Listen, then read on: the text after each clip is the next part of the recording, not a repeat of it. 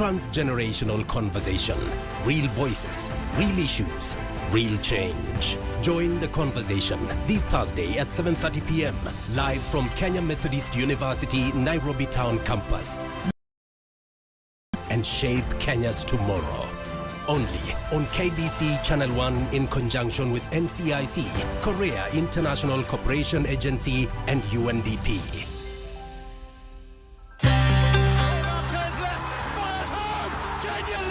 During this 2024 Chan Mo Milk tells a story of care, quality, and goodness from the farm to your table. At the Kenya Dairy Board, we ensure that every drop you drink is fresh, safe, and wholesome from licensed dairy business operators you can trust. Milk is nature's pure gift, packed with calcium for strong bones, protein for growth, and vitamins to keep you healthy and active.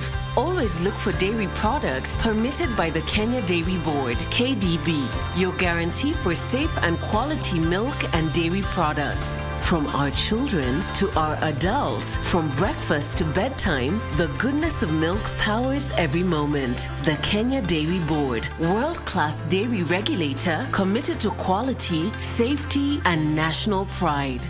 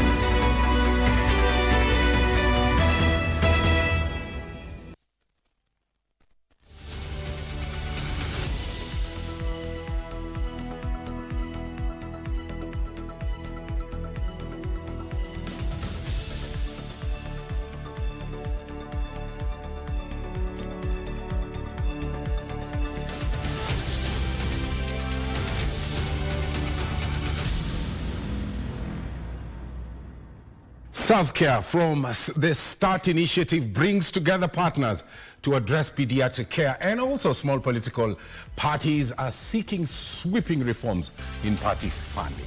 This is Prime Edition, coming to you live from Broadcasting House in Nairobi, Kenya. In the highlights.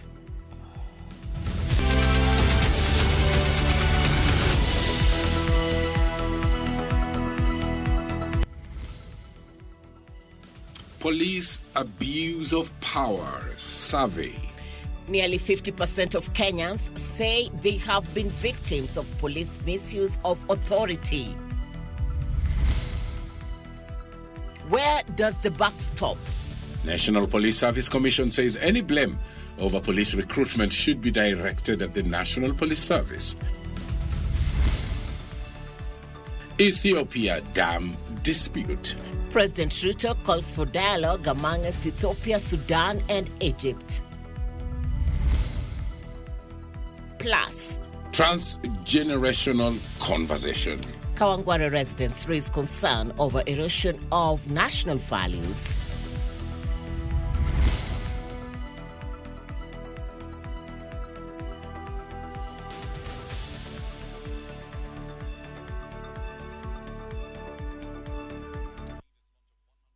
Welcome to Prime Edition. I'm Mboya. I am Muchuma Odim. Our socials at KBC Channel 1 on X, Facebook, and YouTube. Our sign language expert tonight is Anne Wangeshi. We begin with an item here on police abuse. Nearly 50% of Kenyans are saying that they have been victims of police abuse, with the majority saying that they have been extorted, harassed, wrongfully detained, and also been victims of corruption.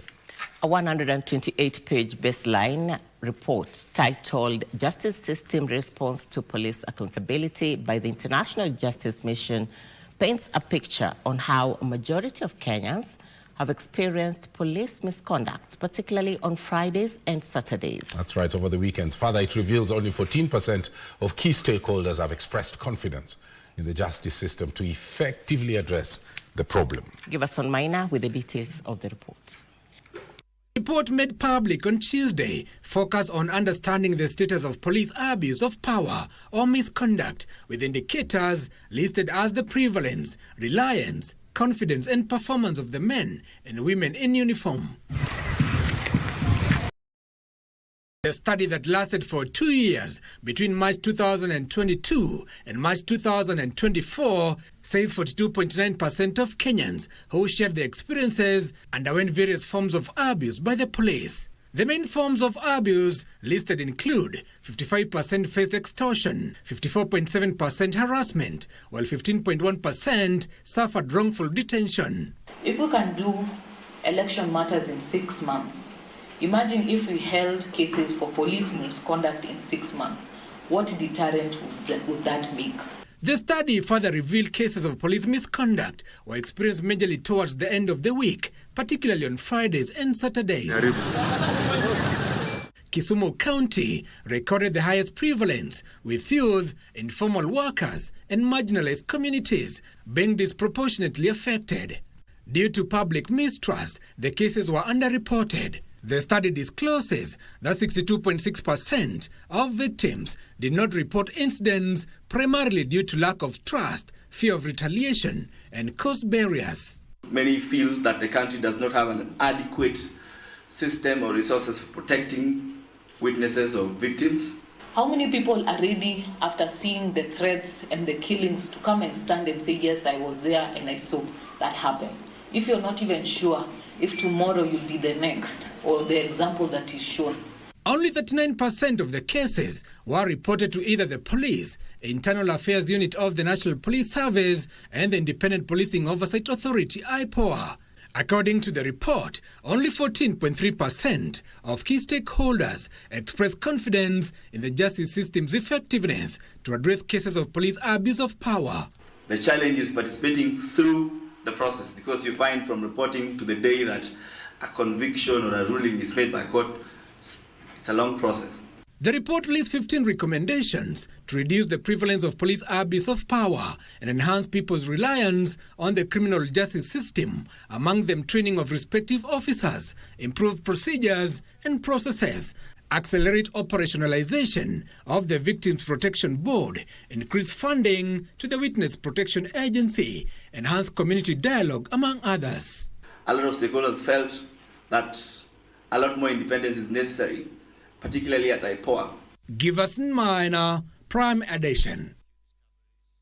Let's move from police misconduct to police recruitment, when the National Police Service Commission has revealed that the budget for the recruitment of 10,000 police constables was directly allocated to the National Police Service, undermining their ability to independently and effectively discharge its recruitment mandate. Appearing before the Committee on Administration and Internal Security, NPSC Chair Dr. Amani Yuda and CEO Peter Lele said the forthcoming recruitment might be jeopardy following the budget allocation impasse. Here is Abdiaziz Hashim with the details.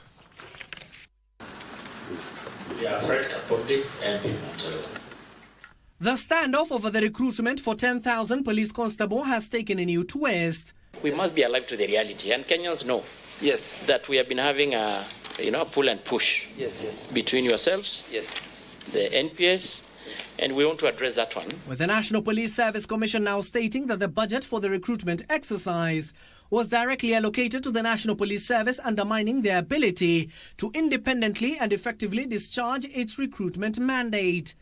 In terms of the recruitment of the 10,000 constables, whose budget, again through this committee and the National Assembly, was appropriated. The current challenges in executing the functions, including any overlaps that impede effective policing and governance. Appearing before the Committee on Administration and Internal Security, NPSC Chair Dr. Amani Yuda and Chief Executive Officer Peter Lele said the recruitment exercise lies squarely with the Commission. We are generally in concurrence with our colleagues from the command side in terms of ensuring that we attain the shortest time possible because of the urgency with which we are expected to deliver on this. The recruitment exercise will be advertised on the 11th of September, with successful applicants expected to report to their designated police colleges on the 17th of November 2025. So we have an elaborate policy framework as well as now specific working procedures and regulations, which again we will buttress all our processes of the recruitment from stage one, advertisement, to the end, which is when the officers report to their training centers. NPSC states that should the Commission not undertake the process, no recruitment shall be undertaken. The Commission targets the recruitment of 25,000 police officers by 2027. However, journalists present during the meeting were told to leave after the Inspector General of Police, Douglas Kanja, asked the committee to convert the session into an in-camera session. Then we'll come into the challenges, the overlap, the push and pull, Yes. when probably the media will have left the stage. Abdiaziz Hashim for Prime Edition.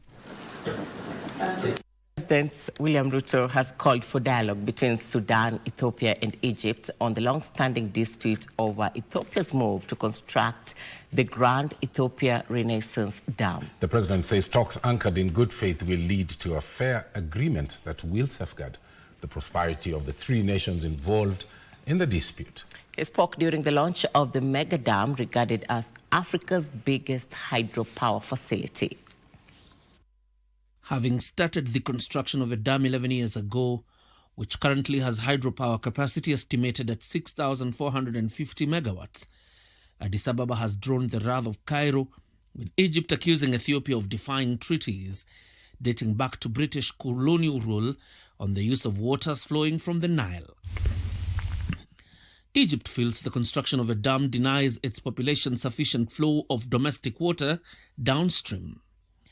Recently, Sudan has joined the conflict and wants Ethiopia to clearly outline how the waters in the dam will be shared. How are you, sir? Very good. How are you, bro? President William Ruto, who was among other regional heads of state invited for the launch of a dam, called for dialogue between the three parties to iron out their differing perspectives. Allow me to restate Kenya's commitment to constructive engagement in the wider Nile Basin discourse. We recognize the Nile's centrality to the lives and livelihoods of millions. Its shared use must be governed by principles of equity, sustainability, cooperation, and mutual respect. He says such talks, if anchored in goodwill, will resolve the tensions, particularly between Addis Ababa and Cairo, that have lasted for over a decade now. We believe that no country should be denied the opportunity to unlock a huge resource like the one that we are launching today, because indeed it becomes a shared resource. Ruto says the dam offers immense possibilities for the region, including Kenya, as it seeks to shore up its agriculture and power capacity. The Grand Ethiopia Renaissance Dam is not only a feat of engineering ambition, it is also a bold affirmation of Africa's capacity to shape its own destiny, marshal its resources, and deliver transformative infrastructure in pursuit of prosperity. Kenya remains committed to working with Ethiopia, a key regional partner, as it takes this leap towards energy sufficiency and economic transformation. The dam's construction was launched during the reign of former Prime Minister Meles Zenawi and has been implemented through the premiership of Haile Mariam Desalegn and Abiy Ahmed. John Jacob Curia, Prime Edition. To Parliament, MPs are querying why state agencies have failed to pay the government advertising agency fee for advertisement, rendering the agency financially crippled. Broadcasting Principal Secretary Stephen Isaboke, while appearing before the National Assembly Public Accounts Committee, attributed low revenues generated by agencies under his purview to delays by other government agencies to pay for their adverts. The Principal Secretary also revealed the ministry is in the process of modernizing equipment at public broadcaster KBC along Harithuku Road. Why? To enhance its revenue generation capacity. The budget and performance of Kenya shillings 911,735,105, which represents 14% of the approved budget, was attributed to the delays, non-payment by MDS for the advertising services rendered on their behalf by the Government Advertising Agency, the GAA, under collection of the ANI by KBC due to the aging broadcast equipment. The delay, the non-payment by MDS for advertising services rendered on their behalf by the Government Advertising Agency. My understanding is that the reason of creation of the Government Advertising Agency was to reduce the cost of advertising.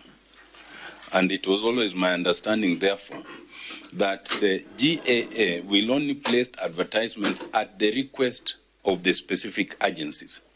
And by the time any agency is requesting GAA to place an advert, they must have provision to pay. So I do not understand how GAA can then fail to be paid by these agencies. The NDS, when they place these advertisements, the budget is in their books. So they place the advertisements against the available balances in their budgets. So when finally they are placed, because the budgets later come, for them to pay us, the exchequer has to be released from the National Treasury. So the explanation is sometimes the exchequer delays in coming. You are defending people who are supposed to pay you. Instead of telling the committee the truth, these people we have told them to pay, they are not paying. That story brings us to our first break here on Prime Edition at exactly 14 minutes past the top of the hour. Coming up. Concerns over tokenism by political leaders. That and much more coming up. Stay with us.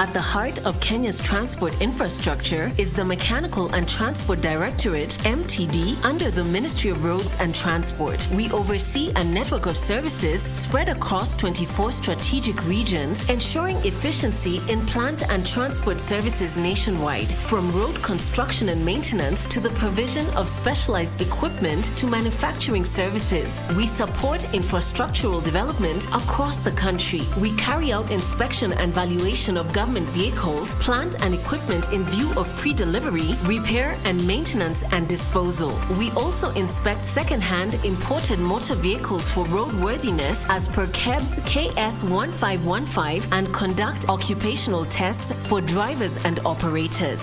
For more information, visit mtd.go.ke or call 0718-976-445. The Mechanical and Transport Directorate, Quality Mechanical and Plant Services.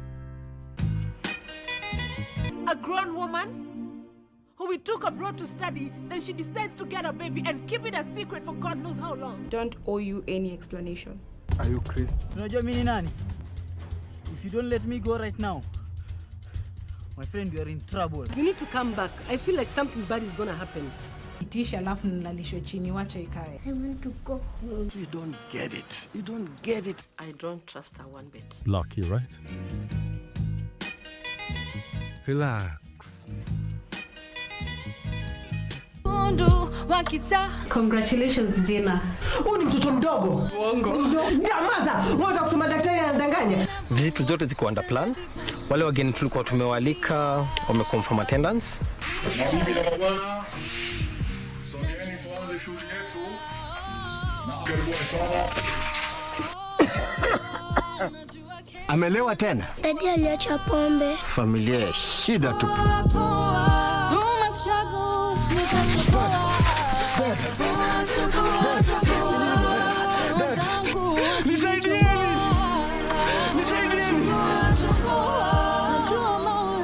Nakupenda dadi, amka tuende. Dadi akusikii.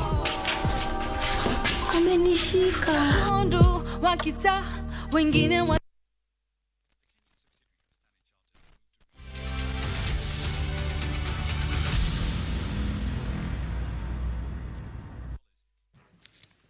Thank you for staying with us. Welcome back to Prime Edition. Our socials at KBC Channel 1 on X, Facebook, and YouTube. On to the next item, Tom. Concerns over tokenism by political leaders, selective public participation, political rhetoric in places of worship, and also the space for youth to take up leadership positions dominated the Transgenerational Conversation Forum here in Nairobi at Dagoretti. Kamchemenza compiled this report. Organized by the National Cohesion and Integration Commission, brought together different generations to reflect on governance, accountability, and the need to give the young people more spaces in leadership and enhance empowerment structures. Politician akikuja kupatia pesa, wewe utaenda kusema chenye yeye anataka useme. Hautaenda kusema chenye wewe mwenyewe unataka kusema. Kwa sababu hapo voni pesa yake inaongea, si wewe ndio unaongea. So ukienda pale na haujapatiwa pesa, hapo ni wewe mwenyewe umejituma. Umejituma uende ukatoe sauti yako. Members of the public also criticized political rhetoric in places of worship. Mbona mmechukua makanisa imekuwa ya hate speech na corruption, yusai kama mayouth.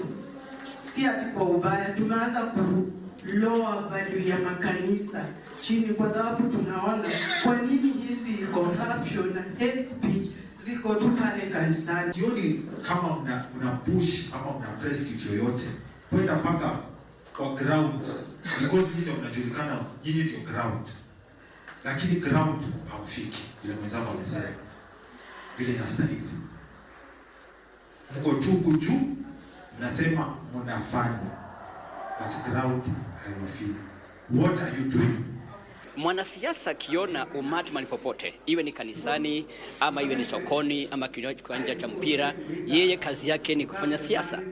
Kwa hivyo basi wale wanaruhusu siasa zifanywe kanisani, basi huo ni uwanja wa kisiasa. With Kawangware being one of the informal settlements where the effects are highly felt, the Commission says the forums also aim to foster dialogue, heal wounds, and shape policy reforms. Amongst the solutions that the people here in Kawangware, the youth are saying, they want meaningful public participation, not targeted, where people are pre-selected and choreographed to certain ideas, but they want to be engaged on issues that concern them on a day-to-day basis.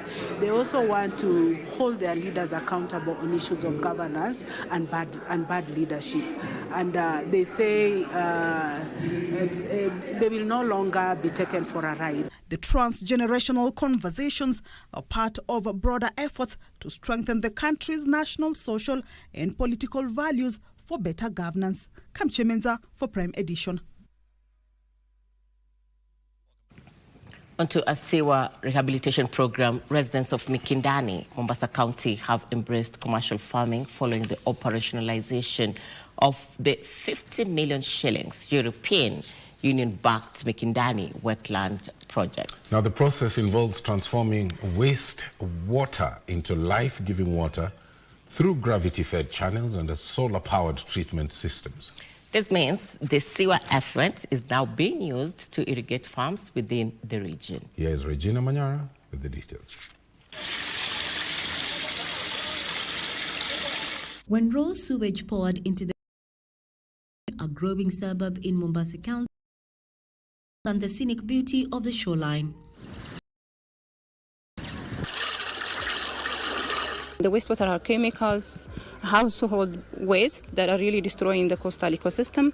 Mangroves and other coastal ecosystems are very sensitive to the waste coming from small industry, from neighborhood of people settlement. The once thriving ecosystem was suffocating under the weight of pollution. Maji yametoka kule juu Mikindani, yale maji yanaevaporate pale, vile tuliona, ikishaevaporate yale maji yanaingia ndani. But that has since changed with the opening of the Mikindani Wetlands project. Wakati imesafishwa, tumewezesha wakulima kuweza kukuza chakula ambacho kinakuzwa na maji ambayo ni maji ambayo yako safi.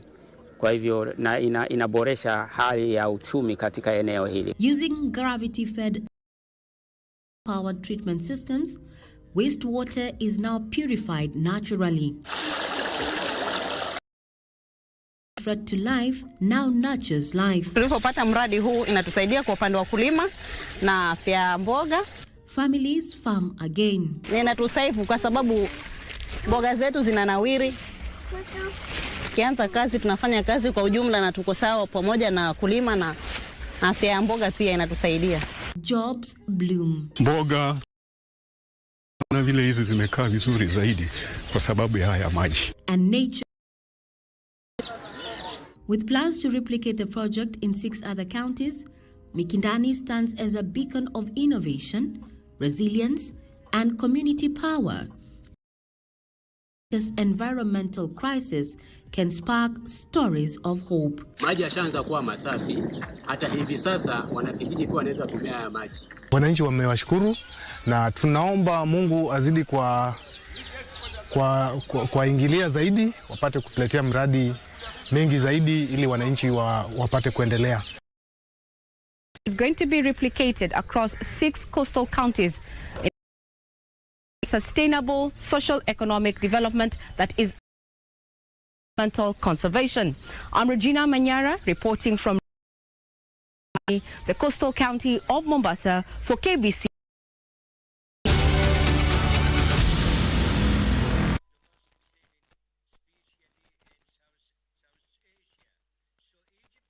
They say the earth without art would just be get it? We circumnavigate the globe and traverse the local scene to bring you art and culture at their very best.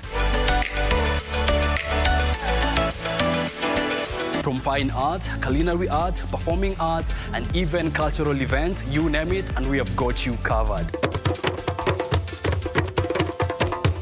My name is Kevin Kisioki, and I will be serving you this and much, much more each and every Friday at 8 p.m. only on KBC Channel 1.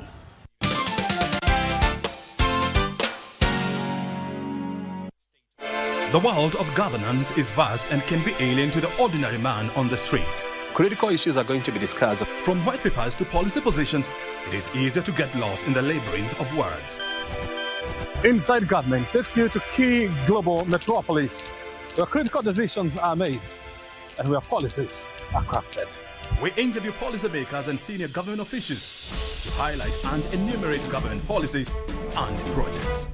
We take a deep dive into the underbelly of complex red tape to demystify policies across the country, across the world. Join me, O'Brien Kimani, on Inside Government, only on KBC Channel 1.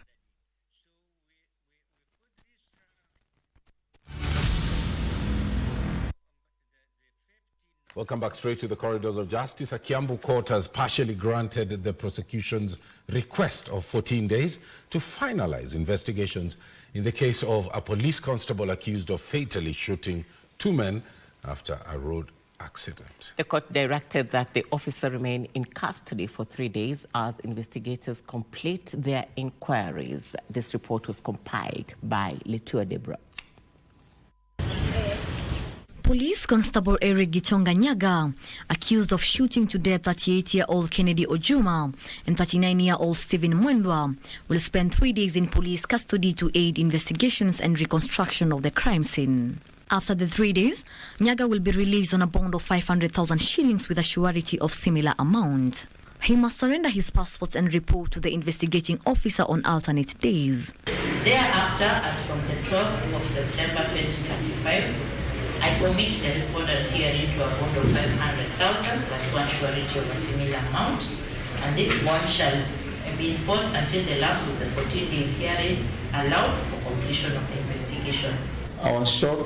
Elsewhere, the High Court has released 13 Special Service Units officers, a National Intelligence Service officer, and a Kenyan Wildlife Service officer on a bond of 3 million shillings with surety of similar amount, or a cash bill of 1 million shillings each, after they were charged with murdering 2 Indian nationals, Mohammed Zaid Sami, Zulfikar Ahmad Khan, and a Kenyan taxi driver Nicodemus Monia, near Ole Sereni Hotel along Mombasa Road on July 22nd and 23rd, 2022.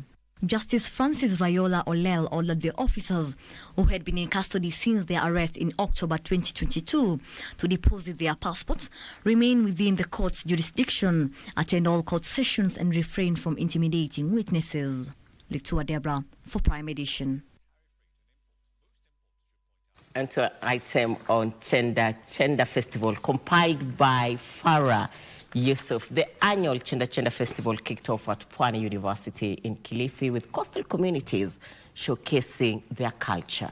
Calls for the youth to embrace their heritage took center stage in the wake of concerns over the erosion of culture owing to Western and social media influence. Youth were urged to ensure cultural practices are passed down to future generations. These were the sights and sounds of the annual Chenda Chenda Festival held at Pwani University in Kilifi County. Over 7 coastal communities showcased their culture, from traditional cuisines and local brews to songs and dance, not forgetting the cultural performances, complete with traditional instruments. We have our friends from Cumberland, we have our friends from Kikuyu land, we have our friends from Luo land. And therefore, today's celebration is about celebrating the culture and the traditions and diversity of Kilifi County. Attendees were treated to an optical buffet of culture at its best. While providing a source of entertainment, this festival also seeks to give the younger generation a chance to see, duplicate and learn from the practices of their culture as a means of preserving these values and passing them to the generations to come. Messages of peace, love and unity dominated the event, with participants urged to live in harmony. Young people were urged to distance themselves from the modern trends that erode culture and compromise their values. Mwacha mila ni mtumwa. Umesoma, hukusoma, mila ndio kitu tangulizi ya maarifa ya kibinadamu. The youth attending the event hailed the festival for providing a platform for them to learn and appreciate their culture. Kongamano kama huu tunataka kushukuru kwa sababu inatufanya tunavuta taswira ya pale mahali ambapo watu wetu wametoka na kule ambako tunaelekea. Similar celebrations also took place in the neighboring Kwale County. Yusuf reporting for Prime Edition. Let's move into the counties now. A section of traders and residents from Sosiot trading sector in Gov't, Kericho County, are counting losses after a fire razed down part of their residential and business premises Tuesday in the morning. Investigations to establish the cause of the fire have begun. Here now are the details in the county news briefs by Jael Opicho. On Tuesday morning in Sosiot Trading Center, Gov't, Kericho County, angry flames razed down property and livelihoods. The affected traders and families said the fire, whose cause is unknown, erupted and spread rapidly, destroying 5 houses and several businesses. Serikali hatukujali sisi. Tulijaribu kupiga masimu, atume msima moto, akasema sima moto ya Kericho hana mafuta. Tunaomba serikali ikiwa itawezekana wasaidie ama wakompensate hawa watu kwa njia rahisi sana, juu tulipata kama hawana mali yote, ilichomeka yote. Elsewhere, a man has been arrested by police officers from Butere Police Station. He's accused of stealing electronic equipment worth 500,000 shillings. His arrest follows a police raid in the area. I am appealing to the members of the public to come forth and identify these properties, whether they belong to them, simply because we have received quite a number of reports regarding to burglary and housebreaking. Meanwhile, boda riders in Aroso, Migori town say they are living in fear due to threats and harassment from persons they claim are prison wardens who have invaded their trade. Sisi sasa maaskari hao hawataki waone tukipita tukienda kuchukua wateja wetu ambao tulikuwa tunachukua kitambo kabla wakuje. Wanatuambia sisi tunasimama hapa, nyinyi hamfai kupita hii mpaka. Sasa askari jela anatoka huko kwa kambi, anatoka nje na pikipiki yake, anakuja kutuwekea mpaka. Eti tukipita hapo tunapigwa nyororo. Sasa hivi ile tunaongea, maisha yetu imeshakuwa threatened. And stakeholders in the boda sector in Mount Kenya region are now advocating for intensified sensitization programs to educate riders on traffic rules and proper conduct. Sio vyema mtu yeyote kushukulia sheria mikononi, kwa sababu mwenye unashukulia sheria pia amegharimika, na sigiona ni mzuri naye mtu wa moto wa baiskeli naye aanze kuchoma pikipiki tugefeel. In Meru, a section of traders are crying foul alleging that they were not involved in drafting the tobacco bill that targets to bring changes in the sector. It should be a loss of the Senate that we operate in the line with the Kenya's Constitution 2010, with the mandate that the public participation must be undertaken before such bills are discussed on the floor of the House. Finally, the newly elected Orange Democratic Movement chairman, Busia Branch, Paul Otuoma, has pledged to strengthen the party's manifesto and promote fairness and inclusivity. Nataka watu wote wa ODM, siasa ni kawaida tu, watu wanagwaruzana hapa na pale, lakini kilichoko muhimu ni kujaribu kurudisha familia ya ODM pamoja na pia kuangalia mikakati ambaye chama iko nayo kutoka kule kwa national level mpaka hapa kwetu. Opicho Chemtai for Prime Edition.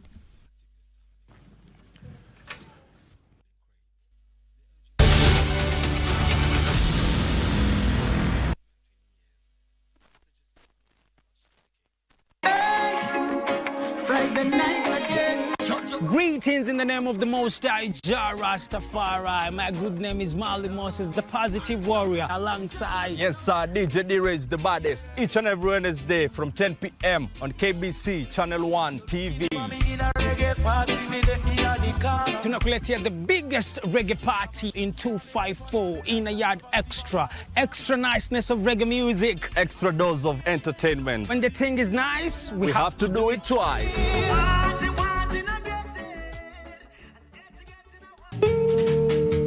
How can you do the human being to be a president?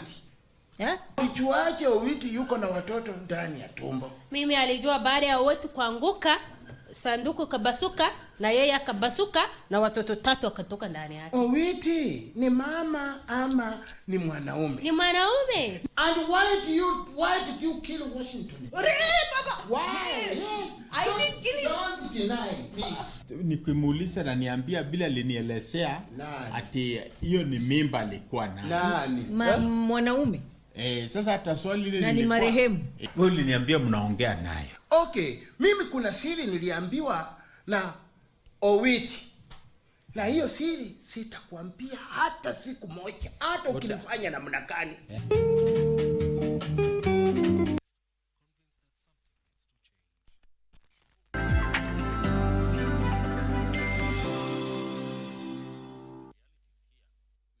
Thank you for staying with Prime Edition. We take a look at the day's business news. My name is Wairi Mujenga. Now, favorable trade policies, affordable credit, digital transformation and market linkages are key in transforming micro, small and medium-sized enterprises into globally competitive businesses. MSMEs Development and Cooperatives Cabinet Secretary Wycliffe Oparanya underscored the need to enhance support to small businesses that generate 9 in new 10 jobs and contribute 30% to Kenya's gross domestic products. Speaking at the 3rd MSMEs Connect Dialogue at Tononoka Social Hall in Mombasa, Oparanya emphasized the need to de-risk small businesses, improve infrastructure, and develop friendlier policies for small-scale traders while expanding markets for MSMEs. Serikali ni kuona kwamba tuna policies, tuna legal framework ya wewe kufanya biashara yako, ndio kwa sababu tumeanzisha startup bill na pia tunashirikiana na county government. So county government ishirikiane na national government kujenga masoko ya kisasa.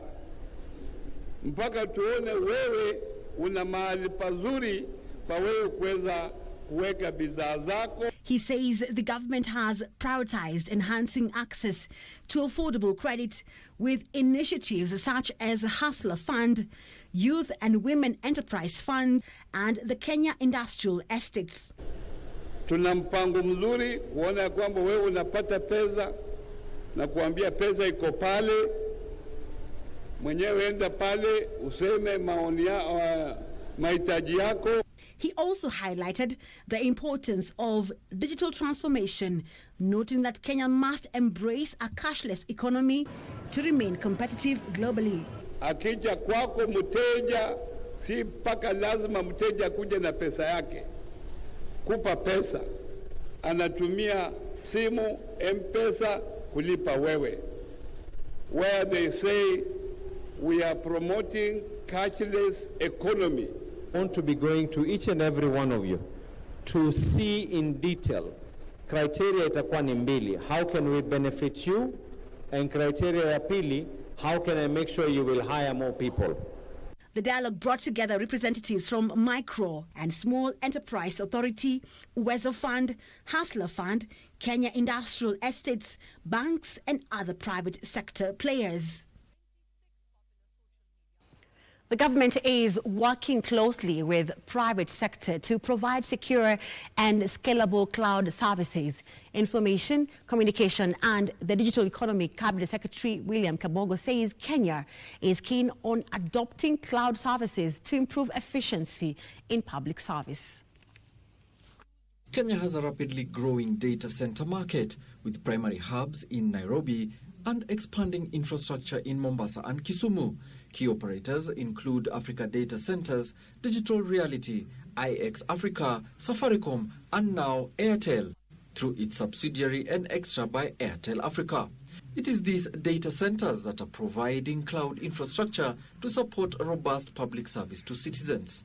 The project advances the government's bottom-up economic transformation agenda. It will underpin, support innovation-driven enterprises, and enhance Kenya's role in the digital economy. The groundbreaking of Kenya's largest data center at Tatu City.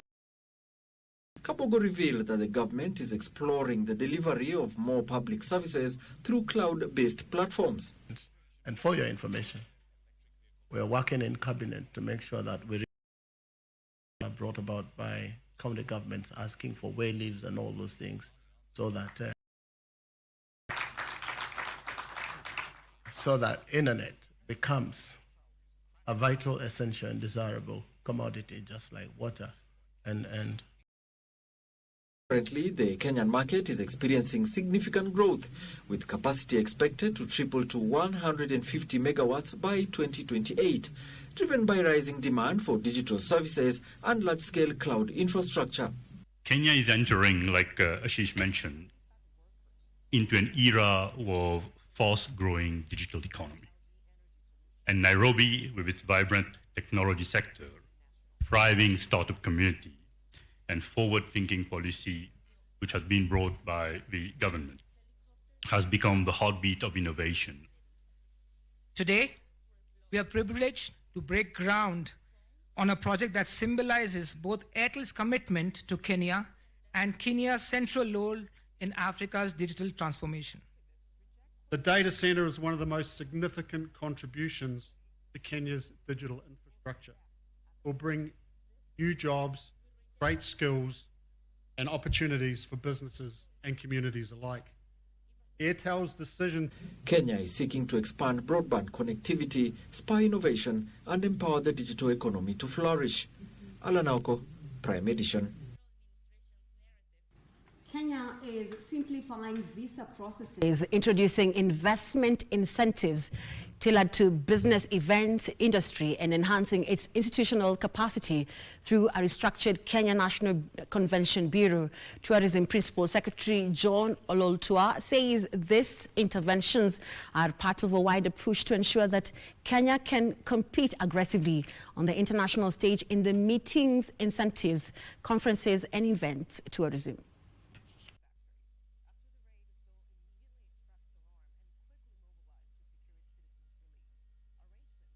Kenya is proud to be at the forefront of this journey. At KICC, we conferencing solutions, expert world-class sustainable event practices, and indeed a destination for incentives. I urge us all during the summit to embrace collaboration, the conversation and network, not only share industry, but also in how our continued engagement with the world. Kenya is our world-class MICE assets in KCC, where we are hosted. Our hostels our connectivity, and our unique advantage in a city where a game drive is possible within Nairobi's metropolis.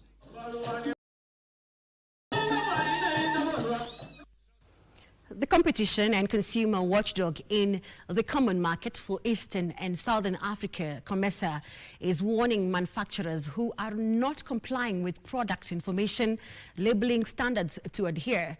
The COMESA Competition Commission says it is investigating such conduct by suppliers and will bring to book those violating the regulations. Kenya is among 21 members of the COMESA regional bloc. The COMESA Competition Commission says it is looking into manufacturers who are not labeling their products with the information required under the product information standards. That consumers have rights. They have a right to full and accurate information about the products they are consuming.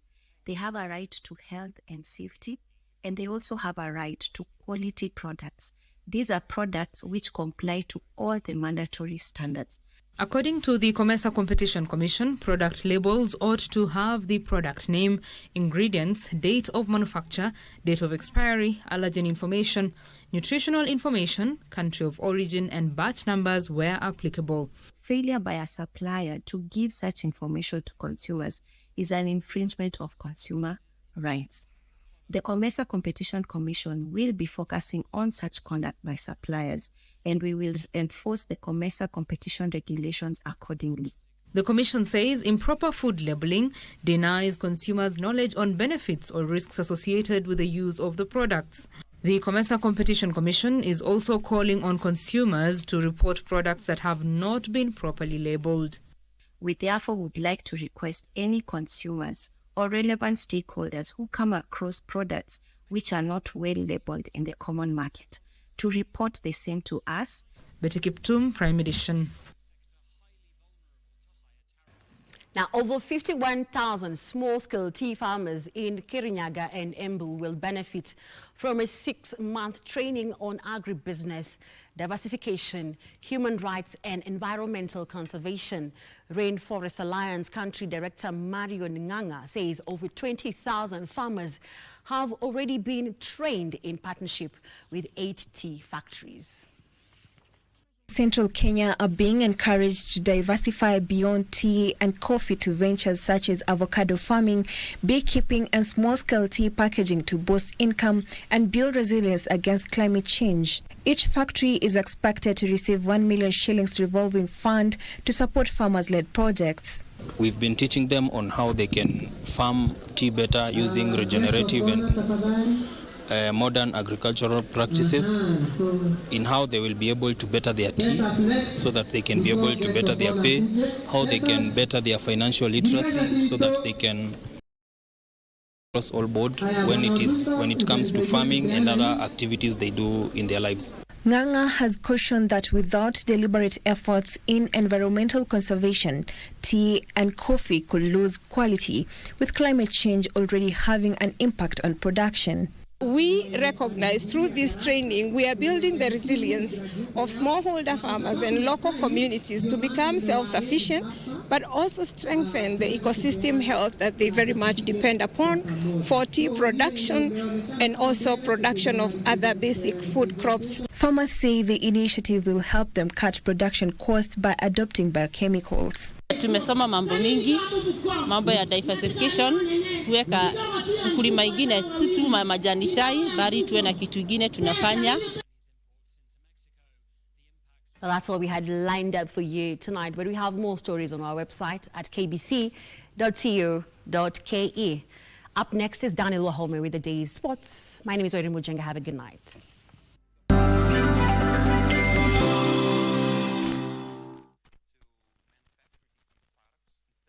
They say the earth without art would just be get it? We circumnavigate the globe and traverse the local scene to bring you art and culture at their very best. From fine art, culinary art, performing arts, and even cultural events, you name it, and we have got you covered. My name is Kevin Kesioki, and I will be serving you this and much, much more each and every Friday at 8 p.m. only on KBC Channel 1.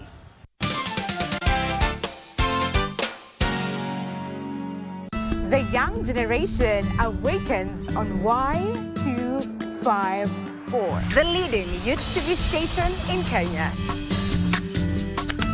We treat you to current affairs, entrepreneurship, health, and human interest conversations. It's art, it's culture, Movies, gossip and trends, sports, drama. We bring you a vibe like no other, straight to your living room. To keep you informed, inspired, entertained, and most of all, refreshed. We are such a vibe. Y254. Imagine.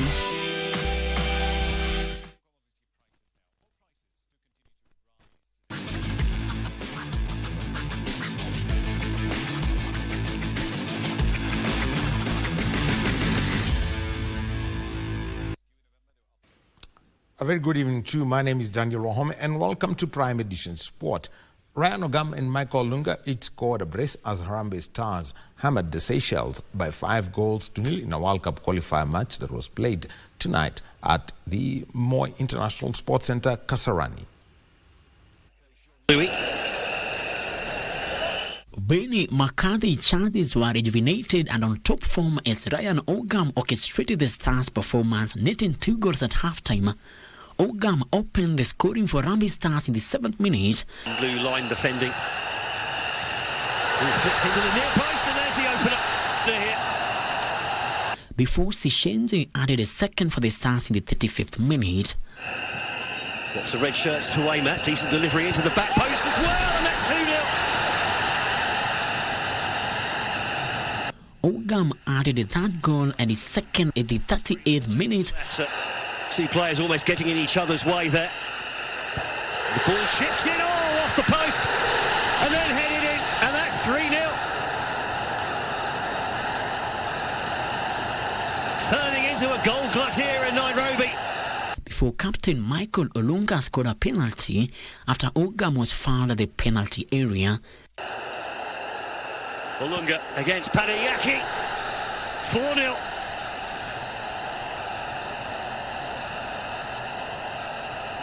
Kenya cruising here in the first half in Nairobi.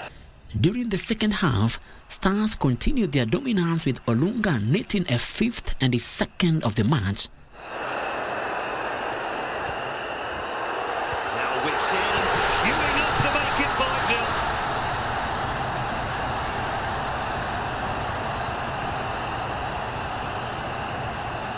5-0. The win put Stars in the 4th position in Group F with 9 points and will next play against Burundi on 6th of next month. And hopefully we can convince the Federation to speak with FIFA, maybe give us a little boost there to have a mini tournament where we would like to invite Tanzania, because there's a lot of talk.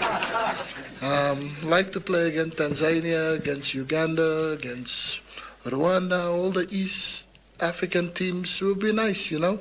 Neighborings, we break bread on the football pitch, that would be nice. But Tanzania first. We knew Kenya has rotated their squad. They've utilized mostly some players who were playing in the CHAN competition. But still they are very good players. And you see they are comfortable on the ball technically, tactically. They have very good understanding. And also you have some tall guys, which with our small defensive players, we could see they could win all the high balls. And this maybe enabled them to get these goals from set pieces. In terms of the 2026 FIFA World Cup qualifying, just some important results we've got to mention. South Africa played against Nigeria. It ended 1-1, and now it means South Africa has 6 points ahead of Nigeria. But there is something in the offing in that group. Cape Verde defeated Cameroon by a 0-goal, and they go 4 points clear of Cameroon. They still have got 2 more matches to play, and Senegal played against the Democratic Republic of Congo. They won by 3-2, and now Senegal are 2 points over the DRC. And remember that the 2026 FIFA World Cup qualifiers come back in October, around the 6th to the 12th of October, And KBC Channel 1 will carry the Harambee Stars matches live. Futa iko KBC. Now, the 2025 National 7 Circuit, the Dallas Sevens leg, has received a financial boost of 3 million shillings from Kenya Breweries Limited. The leg is set to kick off this weekend at the Jomo Kenyatta International Stadium in Mboya, Kisumu. The National Rugby 7 Circuit heads to Kisumu this weekend for the Dallas Sevens, where the championship will offer the crowning moment with KCB RFC and Strathmore Leos, the two sides battling for the championship heading to the last leg. The championship has received a financial boost of 3 million shillings from Kenya Breweries Limited. We are giving this money to be able to promote these teams, to be able to have to participate in these games, and we are really excited to see the development of the teams. We want to see them grow and get to further heights. Hopefully they can even join the Shujas team. Generally, this should actually give us an entire rugby experience, from entertainment to the fun passion and to generally the environment that will be there. KCB Rugby led the standings after 5 legs with 104 points and will only need to make it to the quarterfinal to be crowned champions, irrespective of whether Strathmore Leos, who are second with 95 points, win the Dala League or not. Pool A brings together Kabras Sugar, Quail Monks, M-Mast and Nakuru RFC, while Pool B has Daystar Falcons, MSC Rugby, Kenya Harlequin and Nondescripts. KCB Rugby, Mwamba RFC, Homeboys and Embu RFC are in Pool C, while Pool D brings together Strathmore Leos, Menengai Oilers, Impala RFC and Kisumu RFC. Frederick Mwoki for Prime Edition. Another Windsor Golf Hotel and Country Club's Elvis Mboya was crowned the 2025 NCBA Diani Beach Masters champion after triumphing in the Kenya Amateur Golf Championship leg held at the Diamond Leisure Lodge. The championship attracted 56 players, including one golfer from Tanzania. Mboya played rounds of 76, 74 and 72 to finish 6 over par 222 to narrowly edge out defending champion John Kamais and NCBA Isaac Makoha, who both played a stroke more to finish 7 over par 223. We got bogeyed in the first hole, followed by 3 more bogeys in the 10th, 15th and 18th to finish the round on 76 strokes.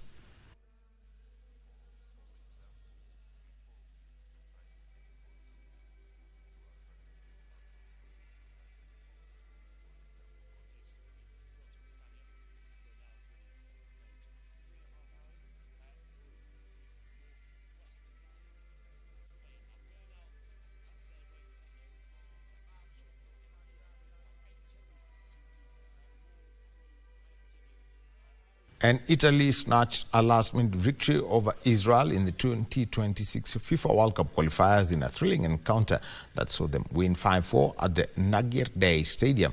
Israel broke the deadlock through Locatelli's own goal in the 16th minute before Moyes Keane put Italy 2-1 up. The team looked on course for a 4-2 victory before Israel scored in the 84th minute and 87th minute to make it 4-4. Sandro Tonali scored the winner in the 91st minute to secure all 3 points for Italy and maintain their quest for World Cup qualification for the first time since 2014. Tonali, Fratesi, on the play, Raspadori! Revivo fires one across and it's an own goal! Into the box it goes, it's a fantastic ball! Beaton has looked for it and turned in, it's an own goal. Moise Kean gets his shot away and scores. Great close control here by Solomon, had Revivo to his left, the shot's taken on. Super. Retegi, might it run here for Ken?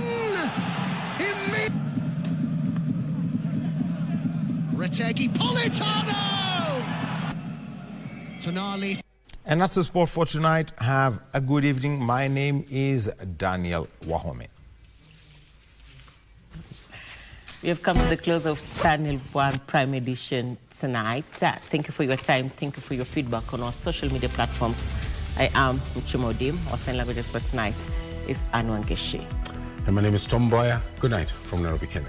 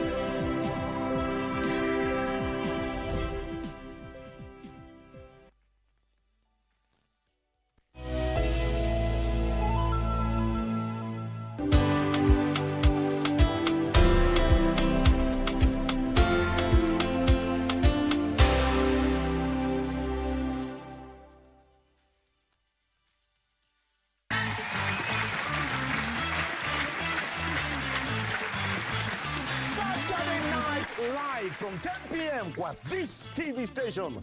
Tuko na wewe. Now this time round is not just about entertainment, gaming. Ni kushinda na zaidi ya yote, tuko hapa kusaidia. Niko na sanduku zako 12. 3 contestants kutoka pembe zote za nchi.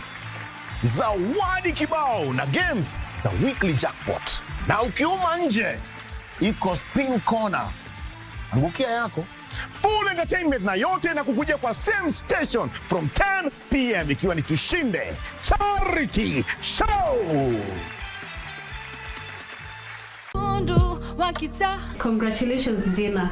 Huyu ni mtoto mdogo. Jamaza, wewe kusema daktari anadanganya. Vitu zote ziko under plan. Wale wageni tulikuwa tumewalika wameconfirm attendance. Mabibi na mabwana, sogeni tuanze shughuli yetu. Na karibuni sana. Amelewa tena? Dadi aliacha pombe. Familia ya shida tupu.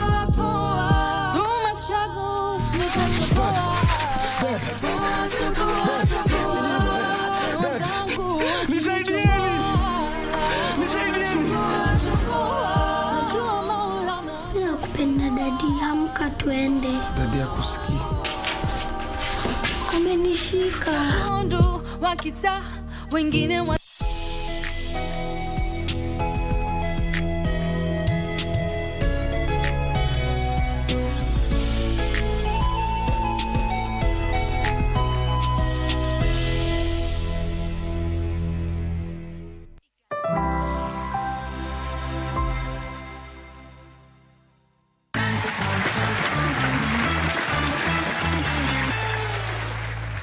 Ladies and gentlemen, Saturday Night Live is here. Na natumai tunakupata ukiwa salama. Salmin, this is your brand new show ya bahati nasibu na kusaidia. And all this is possible kupitia game zetu zote ikiwa ni Spin Corner, Lucky Box, Tushinde Lottery and so many other exciting games ikiwa pale kwa website yetu tushinde.com. Na tunapatikana kwa tushinde.com na hapa tushinde.com sio kucheza peke yake. Hapa tunasaidia wasiojiweza manyumbani na mitaani. Na kumbuka, sio kwa yoyote chini ya miaka 18. Hapa tunacheza safe na tunacheza smart. Exactly. My good name is Bella Muziki. And I am Party Wuben and this is Tushinde Charity Show. Dosi amelala. Sukuma moja. Wewe pia ndio muoga. Ndio maana Master Demi ilikupita. Demi haiko nipita bwana. Mimi najaza entry ticket zangu. Wewe hata unajua namba ya kusenda. Sini star 419 has. Option. Ni Probox. Bwana finya hiyo kitu. Mfinye. Finya hiyo kitu. Mfinye. Finya hiyo kitu. Mfinye. Finya bwana.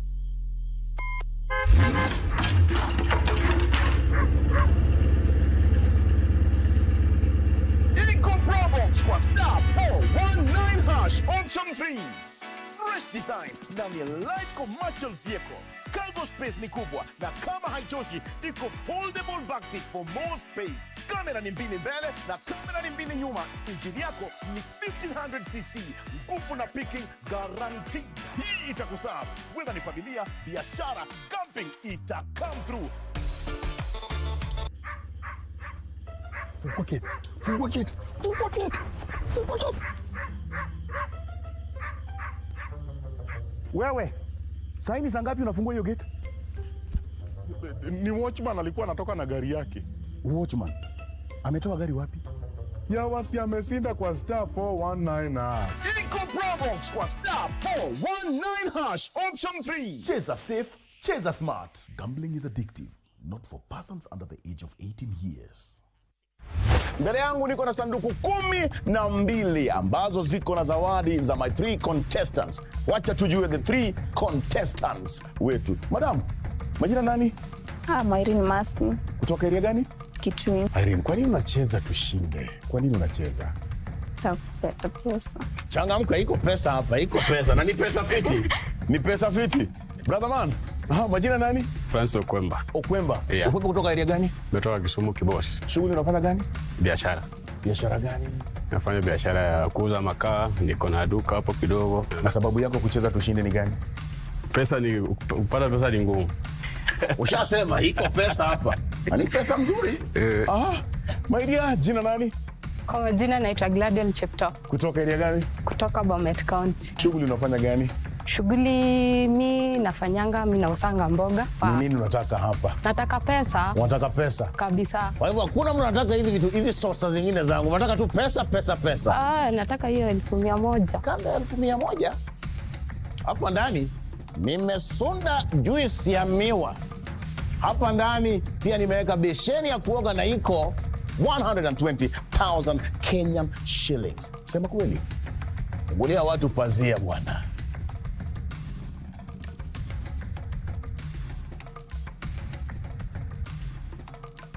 Najua unaona mahali 120,000 Kenyan shillings iko. Nice, for the three of you, nyote nitawapatia fursa ya kufika mahali hapa, na yeyote ambaye atapata zawadi ya chini nitampatia fursa ya kuenda kwenye spin corner ili ajiridimu. Nani anatamani kufika hapa wa kwanza? Nilikuwa wa kwanza. Ukwemba? Yes sir. Simama hapa. Nice. Kabla ufike mahali hapa nilikuwa nimewapatia jukumu moja, si ndio? Yeah. Ya kuchagua sanduku moja ambao tunaita knockout. Tunaitoa nje. Nyote watatu mlisikizana? Tunaelewana. Mkasema ni sanduku namba ngapi mnataka itoke? Namba 7. Namba 7. Muzi wenu nyinyi nyote watatu. Namba 7 inatoka. Francis? Yes sir. Kabla uende pale, nataka ujue ni nini mmetoa. Yes.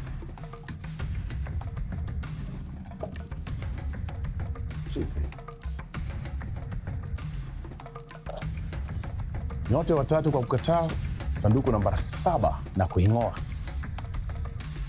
Inamaanisha mnaingia jukwani bila basin na mawe ya miguu mumeitoa.